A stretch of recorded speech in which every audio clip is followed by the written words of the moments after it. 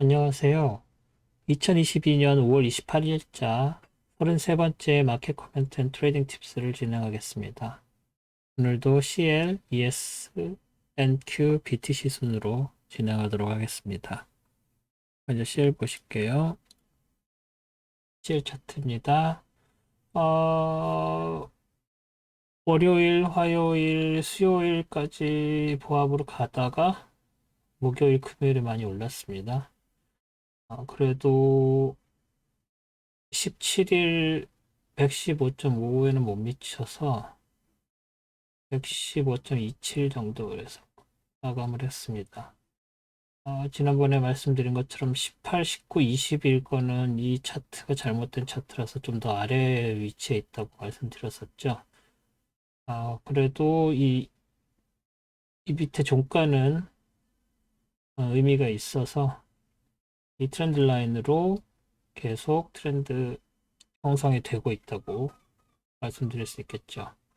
그리고 항상 말씀드렸었던 3월 이후에 3월 중순부터 시작된 116.64 레인지랑 어퍼 레인지랑 11일 날 형성된 92.93 로어 레인지가 있고 이 레인지 안에서 거의 한 달 이상 움직이고 있지요.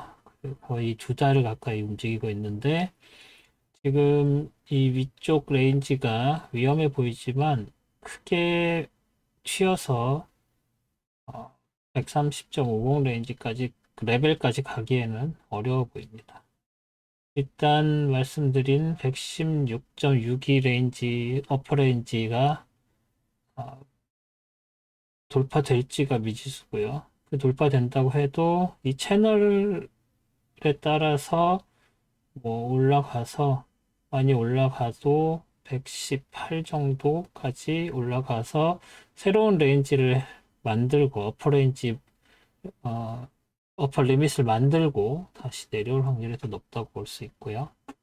그렇게 되면 이 옐로우 레벨이 다시 지지선으로 작용할 수도 있겠죠. 하지만 다시 안쪽으로 들어올 확률이 높다고 말씀드렸죠. 그러면은 여기에서 밑에서부터 올라왔던 이 트렌드 라인이 굉장히 중요하게 작용을 할 것이고, 그리고 이 프라이스 채널의 밑에 해당하는 이 트렌드 라인, 11일 저가, 25일 저가, 11일 저가로 형성된 이 트렌드 라인을 또 굉장히 스트롱한 지지선으로 작용될 수 있다고 말씀드릴 수 있겠습니다. 그리고 상향은 당연히 여기 전고점 130.50 레벨이 굉장히 스트롱하고 그 가운데는 뭐 딱히 말씀을 드릴 수가 있는 상황이 아니죠. 다른 트렌드 라인도 말씀드릴 게 없습니다. 어떻게 보면 되게 굉장히 심플한 그런 마켓이고 사이드 무브가 계속 될지 안 될지는 이 옐로우 레벨이 깨지는지 안 깨지는지로 판명을 하시면 될 것 같습니다. 이미니 S&P 보시죠. 네, 이미니 S&P 보시면 일단 이 두 개 지지난번 계속 크게 그릴 수 있었던 이 두 점으로 이룬 트렌드 라인, 다운 트렌드 라인이죠. 이걸 노이즈로 한, 그리고 이게 노이즈가 아니고 이걸 의미를 가지게 그렸던 이 트렌드 라인, 이 두 개가 일단 굉장히 중요한 프라이스 레벨이고, 여기서 내려올 때, 여기서 열로 그리는 것도 되지만, 이 전체적인 무브로 봤을 때, 여기서 쭉 내려오는 이 트렌드 라인 때문에, 월요일부터는 여기가 깨질 것인지 아니면 더 밑으로 내려갈 것인지 이 두 개의 강력한 트렌드 라인 사이에서 움직일 것으로 봤었죠, 지난주에. 그래서 23일 월요일, 화요일, 수요일에는 그 레인지에서 하다가 어제부터 이 트렌드가 깨지기 시작했죠. 그래서 깨지고 올라가서 여기 밑에 살짝 걸쳐서 여기 밑에 살짝 걸쳤죠. 걸친 다음에 이제 이 다운 트렌드 라인도 깨지고 컨펌이 된 상태고 컨펌이 되면서 옐로우 라인이 큰 저항선이 되는데 그 저항선마저도 4138 라인이니까 5분봉으로 보면은 언제죠? 3시 5분에 4시에 장이 마감이 되는데 4시 55분이죠. 선물이니까 2시간 남기고 레벨이 붕괴가 된 상황으로 올라왔습니다. 그래서 보시다시피 이 레벨이 깨진 상태로 올라가는데, 그러면 이 시점에서 우리가 저 레벨이 깨졌어. 그러면 그 다음 레벨을 어디로 봐야 되는지를 보시려면 일단 제일 눈에 띄는 게 뭐 여러 가지 있겠지만 이 트렌드 라인, 이걸로 만들어진 이 트렌드 라인이 제일 먼저 눈에 띄죠. 이게 저항선으로 작용이 될 것이고, 그 다음에 지금 이걸 따라서 이렇게 올라가는 트렌드 라인을 이거 따라서 이제 올라가는 걸로 보셔야 될 거고, 그리고 그 저 위쪽에서 여기에 있는 고점과 고점을 연결한 이 선, 이 트렌드, 이 저항선이 깨지면 그 다음 저항선을 이걸로 보셔야 됩니다. 왜냐면 전저점이 뭐 딱히 눈에 띄는 게 없기 때문에 트렌드 라인을 저항선으로 만들어서 보셔야 되고요. 여기서 한 가지 이 다운 트렌드 라인에서 지난번에 말씀드리지 않았었던 것 중에서 이 프라이스 채널이 있는데, 이 프라이스 채널 자체도 여기에서 여기 연결되어 있는 이 트렌드 라인을 가지고서 만들어진 거라서 이 트렌드 라인과 기존에 있던 이 트렌드 라인, 그리고 이걸로 만들어진 트렌드 라인이 세 군데가 겹쳐서 굳이 이 채널을 그려드릴 필요가 없어서 안 그려드렸는데, 이 채널도 있었다는 걸 참고로 하시고요. 보니까 지우고, 그리고 또 한 가지 말씀드릴 거는 피보나치 리트레이스먼트가 있는데, 여기 있는 고점, 그리고 지금 지난주에 만들어졌던 저점을 연결했을 때 이 밑에서 이쪽으로 올라오는 61.8% 선이 지금 4189에 조금 못 미쳐서 이 선이 또 하나의 저항선으로 작용을 할 수 있다는 거. 그래서 저항선이 지금 이 피보나치 레벨이랑 이 트렌드 라인이랑 이 트렌드 라인이랑 이렇게 세 개가 가장 큰 저항선으로 보시고 트레이딩을 하시면 되고, 이 안에서는 여기에서 보시는 것처럼 4월 26일부터 5월 5일까지의 거의 한 주 반, 거의 2주 가까이 되어 있는 이 레벨이 굉장히 길고, 또 이 레인지에서 움직였었던 걸 보실 수 있으셨던 것처럼, 지금 여기에 있는 이 종가와 여기에 있는 첫 저항선 피보나치 레벨이 뚫릴 경우에 이 저항선과 이 저항선이 굉장히 멀어 보이긴 하지만, 이때의 데일리 레인지를 생각을 해보시면은 하루, 이틀, 3일이면 닿을 수도 있는 레인지라는 거를 염두에 두시고, 이 정도의 강력한 저항선은 항상 그려놓고 트레이딩을 하셨으면 하고 추천을 드립니다. 이해를 하셨으면 좋겠네요. 그 다음에 이제 NQ를 볼까요? NQ도 마찬가지 되게 비슷하지만 다르다고 항상 말씀드렸었죠. 이 트렌드 라인으로 여기서 따라 내려왔다가 결국은 여기서 지지받고 올라갔죠. 올라받았는데 여기에 굉장히 스트롱한 전저점이 있었죠. 그래서 그 전저점을 뚫을 수 있을 것이냐, 전저점을 받고 다시 내려올 것이냐가 중요하다고 지난주에 말씀을 드렸었는데, 결국은 그 목요일 날 뚫리고 금요일 날 컨펌 받아서 올라갔죠. 그리고 컨펌 받아서 올라가는 과정에서 이 트렌드 라인이 저항선으로 작용할 수 있는지 없는지가 포인트였는데, 결국은 거기서 그 전날 목요일 날 저항을 받아서 살짝 내려왔지만 그 다음날 바로 뚫리고 올라갔죠. 아직 컨펌은 됐다고 얘기할 수 없다고 저는 여러 번 말씀드렸죠. 왜냐면 이 트렌드 라인에 걸쳐 있기 때문이죠.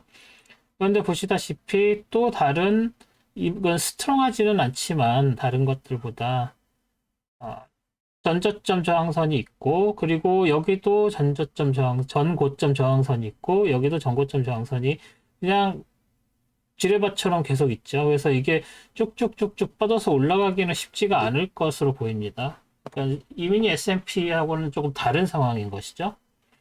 그리고 여기에서 연결되어 있는 이 큰 완만한 트렌드 라인이 또 하나의 굉장히 스트롱한 저항선으로 작용할 수도 있다고 말씀드릴 수 있겠습니다. 그래서 이거 하나, 둘, 셋, 네 개가 굉장히 강력한 트렌드 라인, 그 저항선으로 적용할 수 있다고 말씀을 드릴 수 있고, 이런 거나 이런 거에 전저점이나 전고점은 굳이 신경 쓰실 필요가 없다고 말씀을 드렸죠. 왜냐하면 여기에서 그 뚫리는 과정에서 크게 영향을 주거나 어떤 포인트로서의 역할을 못했기 때문에 굉장히 아웃스탠딩 해 보이는 전 고점, 전 저점이지만 신경 쓸 필요가 없다라고 말씀을 드릴 수가 있겠습니다. 당연히 이 저항선이, 이 트렌드 라인으로 형성된 저항선이 뚫리면 그 다음에는 여기 전 고점이 이제 그 저항선으로 말씀드릴 수 있겠지만 그거는 아직 하나, 둘, 셋, 네 개의 저항선을 뚫고 난 다음이니까 그거는 그때 가서 또 그려도 상관이 없으니까 지금은 그리실 필요가 없겠죠. 새로 그린 게 없군요. 네, 그럼 마지막으로 비트코인 말씀을 드릴게요. 비트코인 보면 비트코인을 먼저 보시면 일단 전에 여기에서 내려와서 다운 트렌드 되고 나서 반등하고 여기서부터 사이드 무브 간다고 말씀을 드렸었죠. 뭐 제가 안 그려놨는데 그리자면 뭐 이쯤에서 되는 트렌드 라인이라고 봐야 되나요? 여기 그리고 여기 정도 여기죠. 여기서 시작된 뭐 이 정도 되는 레인지 무브하고 뚫렸다가 다시 안으로 들어와서 레인지 무브 하는 것처럼 보였는데 결국은 5월 9일 날 뚫려서 내려왔고 내려오면서 여기에 있는 이 프라이스 레벨들 중에서 이 프라이스 레벨이 지금 작용을 해서 거기에서 그걸 뚫지 못하고 내려가다가 한번 5월 12일 날 컨펌이 되었다가 바로 도진하고 반등을 해서 결국 그걸 못 뚫고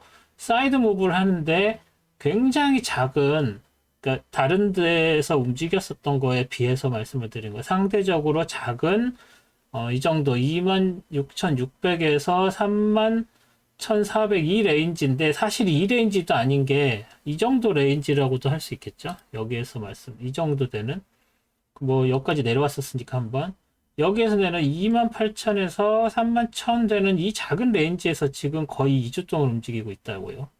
그거를 생각을 하셔야 될 겁니다. 그래서 이게 이제 위로 뚫리고 아래로 뚫리려면 이 작은 레인지도 레인지니까 이 어퍼 리밋, 이 로어 리밋 뚫고 올라가거나 뚫고 내려가거나 지금 여기서부터 내려온 트렌드는 굉장히 무거운 보처럼 보였는데 사실 지난 일주 반 동안 옆으로 움직이면서 그나마 이 내려오던 모멘텀도 약해진 상황이라서 이제야말로 정말 위로 올라갈지 아래로 올라갈지 기술 분석상으로는 알 수가 없어졌죠. 그런 상황에서 여기 다운 트렌드도 있고 하지만 여기에서 뚫고 올라갈 만한 전저점 레벨도 있고 위에 올라갈 저항선도 많아 보이고 아래 내려갈 지지선도 많아 보이는 상황. 전형적인 사이드 무브죠. 그러니까 이 로컬 사이드 무브가 더 로컬로 작아진 스케일이 작아진 사이드 무브가 돼서 이제는 점점 어디로 갈지 알 수가 없어졌습니다. 그렇단 얘기는 이러한 교착 상태를 뚫을 수 있는 거는 매크로스코픽한 어떤 사건, 뭐 비트코인 관련되어 있는 크립토 커런시 산업 전반적인 데 영향을 미칠 수 있는 뭐 큰 사건이라든지 뭐 그런 것들이 트리거가 돼서 갑자기 슉 올라가는 거 내려가는 거 말고는 한동안은 이 상태를 유지를 할 거라고 생각이 됩니다. 그래서 이제는 기술 분석에 의존하지 마시고 일단 뉴스나 그런 매크로스코픽에 귀를 기울이시고 그때까지 기다리셨다가 움직이실 필요가 있다고 봅니다. 지금 포지션을 가지고 계시던 안 가지고 계시던 비트코인을 트레이딩을 하시려고 하시는 분들은 뉴스에 집중을 하셨다가 그 뉴스에 따라서 방향이 정해지면 바로 행동을 취하셔야 되고 행동을 취하실 때 여기 있는 여기 있는 저항선들 이것 하나 둘 셋 뭐 네 개 그리고 이 안으로 다시 이 레인지 안으로 다시 들어오면 이 안에서는 딱히 전고점 전저점 하시면 안 된다고 그랬어요. 왜냐하면 레인지 무브니까 레인지 무브에서는 전고점 전저점이 크게 의미가 없습니다. 오히려 여기서 가는 뭐 이런 선들 여기서 이렇게 올라갔던 선들 여기서 이렇게 내려오는 선들, 뭐 그런 것들이 오히려 더 지지 저항선으로 작용을 합니다. 그런데 제가 1월 달에 유튜브 처음 시작하면서 말씀드렸었던 게 그 중에 뭐가 있었냐면, 비트코인이 그때 한참 이렇게 떨어질 때, 1월 달이면 언제죠? 이때쯤이죠? 이때쯤에 막 비트코인이 여기서 떨어져서 지금 다운 트렌드다 막 이런 얘기를 할 때 말씀드렸던 게, 기술 분석상으로는 3만까지 가지 않으면, 지금 여기서 여기 내려올 때니까요. 여기 3만대까지 내려오지 않으면 떨어졌다고 할 수도 없다. 그게 뚫리면 뭔가 뉴스가 될 것이다 라고 했는데, 이제 3만대에서 떨어질까 내려갈까 올라갈까를 고민하고 있는 상황인 거죠. 그러니까 이마저도 아직 떨어질 거라고 컨펌이 되지 않은 상태라고 보시는 게 맞을 것 같습니다. 하지만 그게 떨어진다면 크게 봐야 될 지지선들은 이 4개의 선들로 이루어진 지지저항선들이 있는데, 이게 어떻게 보면 되게 완만하죠. 그래서 한번 다시 보시면, 여기에서 여기로 연결되는 어떤 다른 트렌드 라인이 연결이 될 수도 있겠구나 라고 생각을 하실 수가 있는데, 그래서 몇 가지 그려보면 이 두 가지를 더 그릴 수가 있습니다. 그래서 이 점과 이 점을 연결하는 거죠. 예? 저 항상 말씀드렸었던 것 중에서 로컬 고점과 로컬 저점으로 이루어진 프라이스 레벨이 의미가 있다라고 말씀드렸는데, 이 전체적으로 보면은 여기에서 여기로 만들어진 걸 수도 있고, 이 점에서 이걸로 만들어질 수도 있고, 나중에는 이 점에서 이걸로도 만들어질 수가 있겠죠. 이 점과 이 저점이 다음에 영향을 받을 수도 있는 거죠. 왜 그러냐면은 이게 굉장히 아웃스탠딩한 고점이기 때문에 그렇습니다. 이 고점은 지금 있는 곳과 너무 가까워서 이걸 가지고서 뭔가 다른 그림을 그리면 굉장히 기울기가 가파라져서 큰 의미가 없습니다. 하지만 그 전에 있었던 굉장히 큰 고점 같은 경우에는 로컬 저점과 연결을 해서 의미를 가질 수가 있습니다. 그래서 이 상황에서 여기서 이제 다시 올라가서 사이드 무브 하다가 다시 내려온 상황에서 이 저점이 더 빠지고 밑으로 조정된다면은 여기까지, 그래서 2만이 깨지고 18,000까지도 내려올 수 있는 상황이고, 만약에 빠진다고 할 경우에, 왜냐하면 그 전에 얘기할 수 있는 전저점이나 어떤 프라이스 레벨이 없잖아요. 그래서 여기서 여기까지 내려올 수 있고, 그 과정에서 이 트렌드 라인에 약간의 저항을 받지만, 이 트렌드 라인보다는 이 프라이스 레벨이, 이건 트렌드 라인이 아니라고 말씀드렸죠. 이 프라이스 레벨이 의미가 있어서 한 번에 다 빠지진 않겠지만 서서히 빠진다고 하면 이 정도의 이 두 개의 선을 가지고서 기준을 잡고 트레이딩을 하셔서, 빠질 때는 이 두 개의 선을 기준으로 하시고, 다시 오른다고 했을 경우에는 이 트렌드 라인과 이 트렌드 라인, 이거 트렌드 라인이라고 하기엔 조금 애매합니다. 얘는 트렌드 라인이 아니라고 했죠. 프라이스 레벨이라고 했죠. 얘도 프라이스 레벨이죠. 왜냐면은 사이드 무브한 고점을 연결한 거니까 이게 다운 트렌드라고 보기는 어려워요. 여기서 다운 트렌드는 여기서 다운 트렌드가 나왔다가 다시 옆으로 횡보했다가 여기에서 다운 트렌드가 다시 시작된 걸로 보셔야 됩니다. 그래서 이 선은 다운 트렌드 라인이라고 말씀을 드릴 수는 없어요. 그래서 어쨌거나 이 프라이스 레벨이 굉장히 스트롱한 저항선으로 작용을 할 수가 있다. 이 선도 마찬가지지만 이 두 개의 안쪽에서 놀다가 이 두 개의 선이 레벨이 붕괴가 되면 이제 이 트렌드, 그 저항선으로 기준을 놓고 트레이딩을 하셔야 된다. 하지만 앞으로 당분간은 한 1, 2주 정도는 더 6월 중순까지는 이 선과 이 두 개의 선 안에서 움직일 가능성이 높다라고 말씀을 드릴 수 있겠습니다. 오늘은 여기까지 하겠습니다. 질문 있으시면 댓글 남겨주시고요. 지난번에 말씀드린 것처럼 좀 바쁜 일이 일단은 좀 지나가서 질문하거나 해주시면 답변 드릴 수 있을 것 같고요. 그리고 시간이 되면 다음 주에는 미국 주식도 한번 해보겠습니다. 그래서 한국 주식이나 뭐 일본 주식이나 필요한 종목 있으시면 댓글이나 뭐 그 인스타그램 다이렉트 메시지나 뭐 남겨주시면 제가 참고해서 동영상을 만들어서 올리도록 하겠습니다. 그럼 주말 잘 보내시고요. 다음에 또 뵙겠습니다. 고맙습니다.